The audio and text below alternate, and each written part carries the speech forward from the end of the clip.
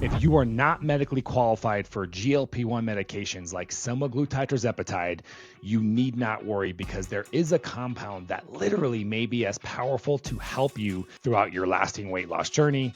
Just because no one is talking about tesofensine, you better not sleep on this one. If you were in the need of GLP-1 medications, but you couldn't get approved medical issues, there was some medical contraindications, then you have to add this powerful peptide because we have to get the ball rolling. GLP-1 medications were the tool that you looked at. I'm sorry you couldn't get approved, but we can use tesofensine to accomplish the same thing. My name is Dr. Jones. I've helped thousands of patients achieve lasting weight loss over the past 20 years, both through managing the gyms and now in a clinical setting. We have the most holistic and sustainable approach towards lasting weight loss, utilizing GLP-1s, but also using other powerful anti-aging peptide therapies, tesofensine being hands down, my favorite option for when you are not approved for GLP-1 medications. And no, tesofensine does not act like an SSRI. We're going to distinguish a lot of the confusion that exists between those two categories. Let's get into it. Okay, so let's establish what are we trying to get out of GLP-1 medication? So let's ignore the diabetes category for a second because that's the whole nother beast, right? You're watching this, you're here. Maybe you have diabetes, but you're here for weight loss, all right? So if you're utilizing GLP-1 medications or you want to utilize them for weight loss, what's the big thing that they're doing for weight loss? They're doing two main things. Yes, they are making us more insulin sensitive. That's a big piece of it. But the bigger piece of it actually is reducing our food chatter. It's reducing our hunger. You guys have always heard the expression abs are made in the kitchen. Hands down, it's what you eat. It's what you put into your body. That is the biggest pillar, the biggest contributor to whether you're successful long-term with any sort of weight loss or lasting weight loss journey. And my gosh, the GLP-1s work and they're very, very powerful. And this is why, people are going gangbusters over them, but it wasn't always like that. Right. And I think this is where, yes, if something sounds this amazing and the publicity is this big, it means it must be working. But the opposite is not always true. It was a combination of things that led to the explosion of GLP-1s. The fact that it is that good, and there was some celebrity endorsement, social media. We've never had anything this powerful, and bam, there you go. And the fact that they are FDA approved for their own indications was the necessary piece. Tesofensine, when you look at the data, tesofensine actually, and we're going to go over it and get into some of that, but some of the results in some of these studies were damn near as good as GLP-1s. And they work on completely different aspects of the body. So it's not FDA approved yet. And so I think it was just a different combination of settings and why no one's talking about it. And now that we have something so amazing, I don't think tesofensine is ever going to really get its opportunity to shine. I do think it'll eventually be FDA approved for obesity, but right now in the spotlight, and will probably continue to be in the spotlight, are these GLP-1s. But you're probably not qualified for it, which is why you're doing research for tesofensine. Or you like the idea of stacking them, and we're going to talk about that too as well. So what are the medical disqualifications for GLP-1 medications, right? Why would you be here? Well, number one, you have a family history of thyroid cancer. Number two, maybe you have active pancreatitis, active gallbladder issues. In rare cases, maybe you do happen to have some gastroparesis or any sort of stomach paralysis condition. That's pretty much it when it comes, and I'm not downplaying, there's a lot of people that suffer with those issues, or you have an interesting combination of diabetic lowering medications. Those are huge categories of people, again, or you're looking to stack this with the GLP-1 as well, which can be potentially a great option. So tesofensine is almost as good. And you have to understand that it really does hit the cravings. And that's what we're trying to get out of these medications. We're trying to reduce that food chatter so that we can make better lifestyle choices. This medication's really fascinating. It actually originally was studied and researched for neurological disorders like Parkinson's and Alzheimer's. They led to its discovery in weight loss effects. And quite surprisingly, people lost weight. They lost a lot of weight, actually. The mechanism of action with tesofensine, it's a triple monoamine reuptake inhibitor. So what does that mean? What that means is ultimately it ends up increasing the amount of serotonin, noradrenaline, and dopamine, right? And so this is awesome because these are very powerful brain chemicals. We call them neurotransmitters. You want to have an increase in all of them if possible to feel better, to have less appetite control, to have more control over your appetite. The noradrenaline is going to increase the amount of calories that you're burning too as well. So we're burning more calories. We feel better. A lot of people talk about its ability to be a cognitive lifting and cognitive enhancing. And I can definitely back that up because it really does put you into a really good Zen state. And your cravings are decreased. And so you want to feel better so that you can exercise, that you can implement your protocols, and you want to have less cravings. That's what we're trying to ultimately accomplish. And that's that barrier, right? That's that roadblock to successful lasting weight loss. I have clinics we service across the nation, and we tell people, whether or not you're going to use the GLP-1s, Tesofensine, combination of both, or anything else, like even phentermine, for example, you got to get the lifestyle choices in. You got to get those pieces in. I don't care what combination of drugs you use. Nothing you will not be able to accomplish lasting weight loss without utilizing these as a tool, right? Smash that hunger, inability to be consistent, and direct that motivation to eating better, to exercising, and all of that. So the phase 2 trials for this medication showed a dose-dependent weight loss between 4.5% to 10% over 24 weeks. Phase 3 trials confirmed sustained weight loss with that. And we'll talk about dosing here in a little bit, but the average dose is about 0.5 milligram, 500 micrograms, achieving nearly double the weight loss compared to other drugs. So this is good. The results are very, very powerful. I like this chart here. Tesofensine, the number one most effective peptide for appetite suppressant, better than semaglutide and AOD 9604. Now, I wouldn't say better than semaglutide. And there's people out there making some wild claims. Having used it on myself and coached so many patients that are on it, I would say it's the next best thing. If I have to be completely honest, tirzepatide, semaglutide, those are the powerhouses. But then right below that, very next in line, semaglutide. You can't even put AOD 9604 into the same category because that's very different. That is a fat mobilizing peptide. It's in its own category of fat loss peptides.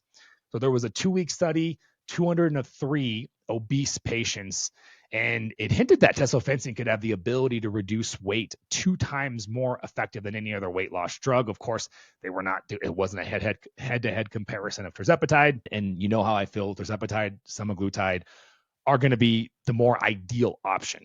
But a 6-month clinical trial, participants lost an average of 25 pounds, and tesofensine being, looked at as a novel potent weight loss medicine. I don't know exactly what the holdup is in the progression. It could literally just be the excitement and everything regarding GLP-1 meds, but I do think we will see tesofensine approved maybe in the next year to 3 would be my guess, because it really is awesome. Again, as a backup, as a substitute, possibly used in conjunction with a lower dose of your favorite GLP-1 medications like tirzepatide. All right, so 500 micrograms to 1,000 micrograms or 1 milligram. Some people report using 250, but that's probably not going to be enough for most of you in terms of trying to accomplish lasting weight loss. Because again, we really want to get in there and smash that food chatter, smash those hungers, those cravings, clear up our mind. If you're using it for cognitive enhancing and cognitive enhancement, 250 micrograms might be great.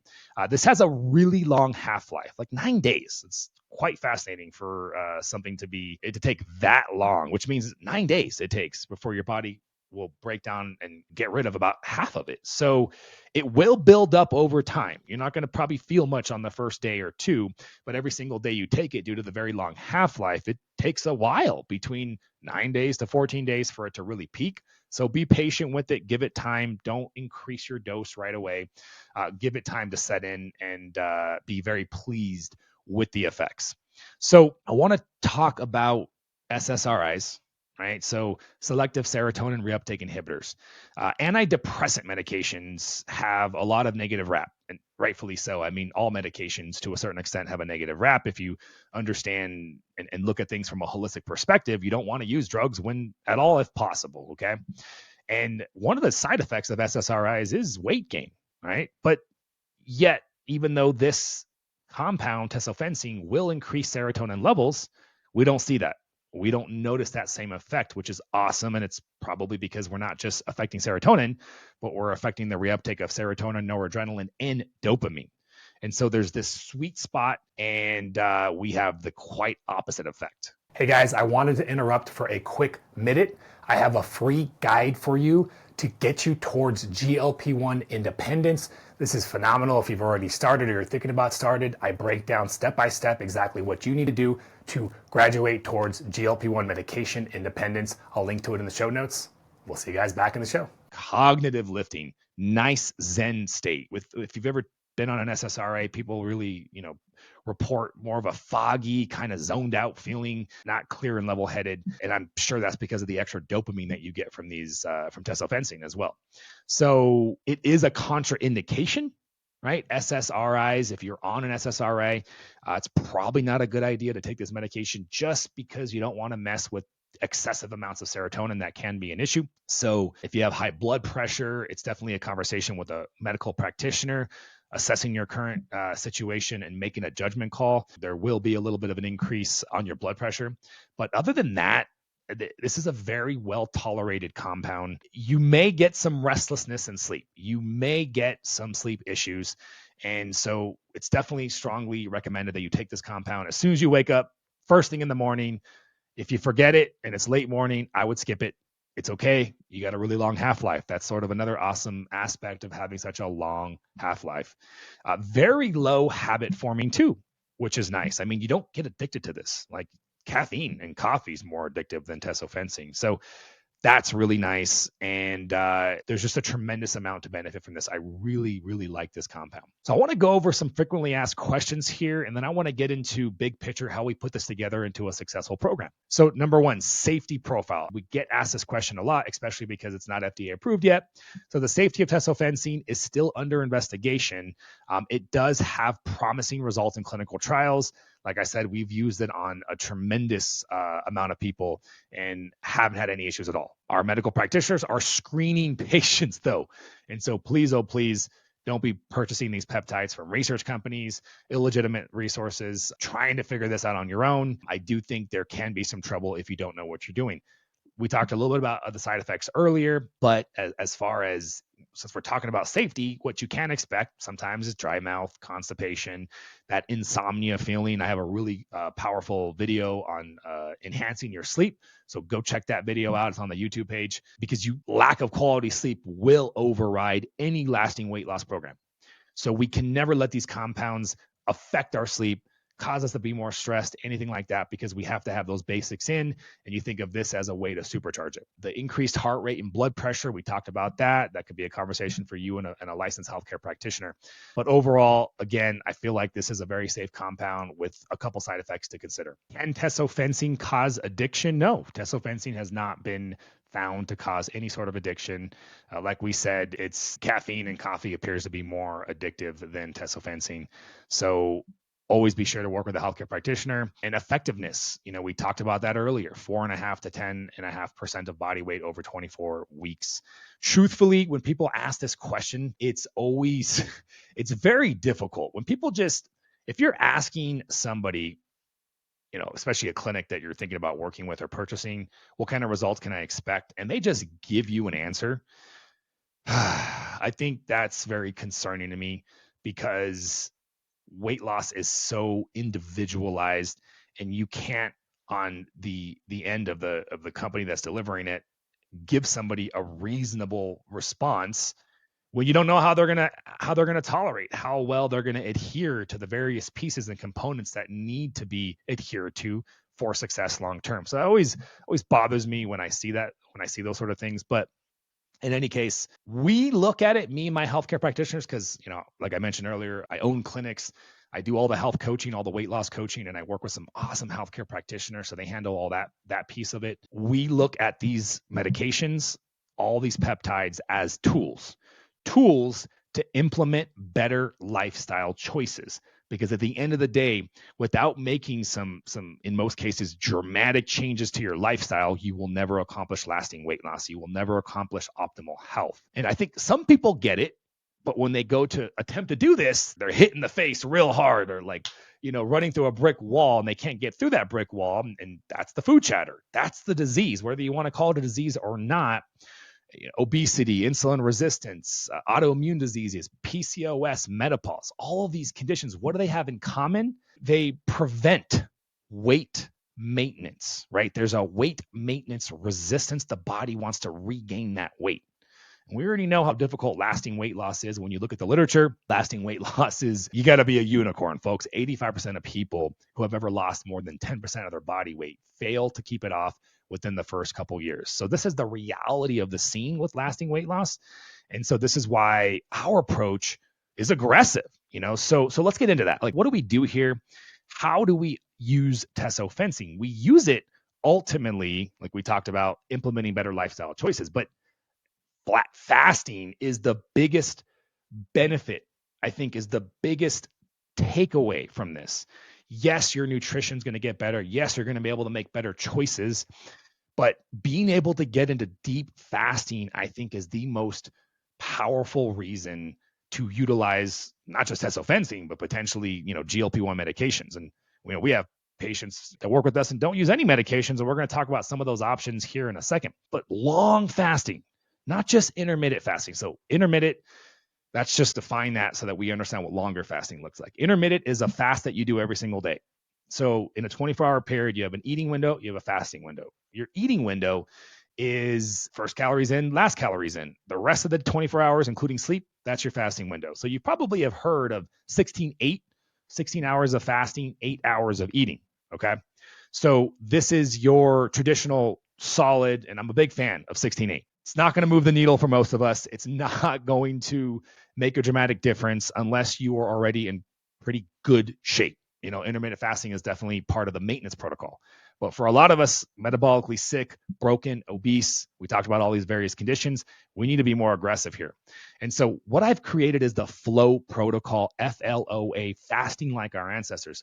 And really what I did was I created the world's most aggressive, prolonged fasting regimen. This is where we get our patients, we work them into a single weekly long fast. And we're pushing it. We're pushing the envelope 24, 36 hours or more. There's a lot of reasons why we do that. Again, the biggest reason being, if it were easy enough to do it without, we would do it without. And we're not talking about, when I say do it without, we're not talking about short-term weight loss. You don't have to do any fasting. Just take any of these medications and you're probably going to lose weight, but you're going to very likely gain it back. The reason why people rebound and regain weight that's lost is because of a weight set point that is driven by hormones. And to summarize it and keep it simple for the sake of this video, it's chronically elevated insulin levels. It's chronically elevated insulin levels that drive this set point and this resistance to weight maintenance. And if you understand chronically elevated insulin levels, then the condition of insulin resistance might make sense. Insulin resistance is one of the main things that contributed to chronically elevated insulin levels to begin with. Insulin resistance is when your body is no longer responding to insulin as effectively. So your body has to make more insulin just to keep your blood sugars in control, because if it didn't, your blood sugar got out of control, you would die. But the problem with chronically elevated insulin levels is the fact that your body is in a constant state of storage. So how do we lower chronically elevated insulin levels? We can go on a ketogenic diet, or we could stop eating. And stop eating would be fasting, right? Fasting is the most aggressive form of calorie restriction.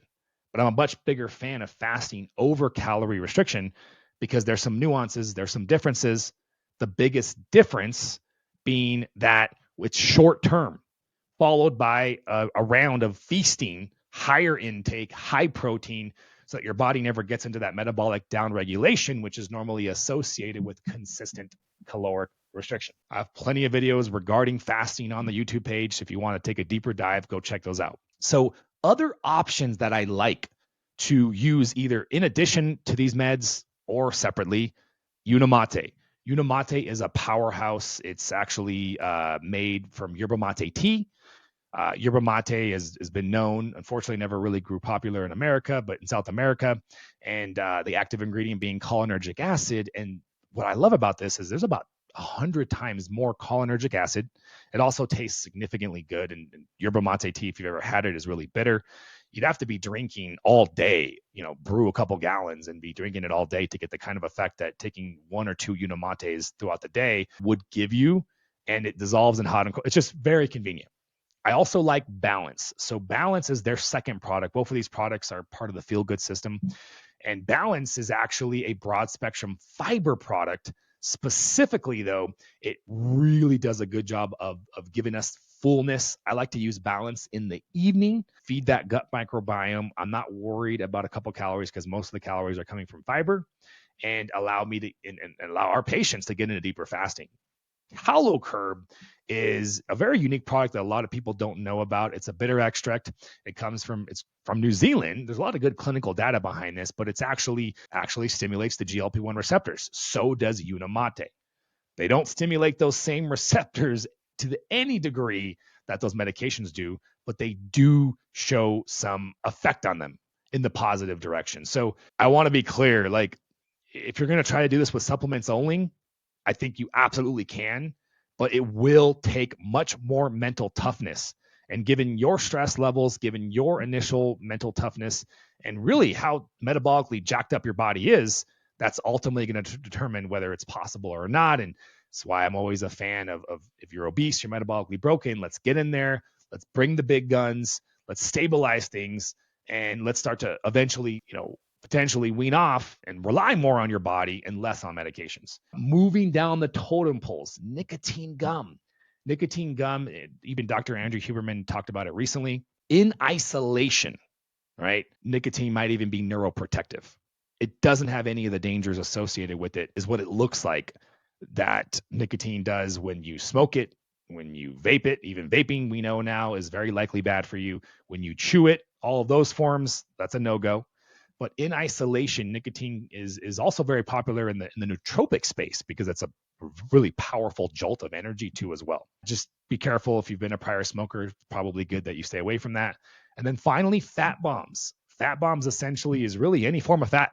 The one that you hear about a lot would be MCT oil. Exogenous ketones, I put them in the category of fat bombs, but really they're ketones. And so you can get these products where you get ketones, and your body, the goal is for your body to be able to make ketone bodies. And so taking exogenous ketones, while we still have a tremendous amount to learn about them, and I do think they're overly hyped, because you'll take exogenous ketones and you'll test on the ketone monitor and meter that you're in ketosis, but are you really in ketosis? Are you really getting all the benefits of being in ketosis when your ketones that you measured were coming from an exogenous source versus endogenous, meaning you produced them? In my opinion, probably not. The verdict isn't out yet. We want to get your body to the point where it can produce its own ketones, but I think utilizing these as appetite suppression. That's what we're trying to get at here. Everything here is appetite suppression. Exogenous ketones, MCT oil can be very powerful too as well. Coconut oil, and like I said, pure fat. We want to avoid anything that spikes insulin, which is obviously carbohydrates, and then even protein. Protein can spike a little bit of insulin, but then protein also negates the effect of cellular autophagy, which is a whole nother reason why I'm such a big fan of fasting as part of our weight loss program, as part of our health optimization program, because cellular autophagy is a cellular regenerative process where your body is literally cleansing itself in response to the lack of consumption of protein, amino acids. And so to get the maximum effect, don't want to consume protein. To get the maximum effect of reducing insulin so that you can give your body a chance to heal the resistance, we don't want to consume carbohydrates either. And then ultimately, we want to keep fat bombs down to a minimum, because I want you to burn the fat in your body, on your body, not the fat in what you consume. But in the beginning, it's okay just to get into the rhythm of longer fasting. I'll link in the description of this video where you guys can purchase these supplements and reach out to us. We have a 94% success rate at helping patients utilize these peptides for weight loss and overall optimal health. If you guys enjoyed this video, check out this video here. This is AOD 9604. Powerful fat mobilizing peptides. In that video, we cover exactly everything you need to know. And mobilizing body fat is the best sort of approach peptide wise to stack with appetite suppressing options. We'll see you guys later.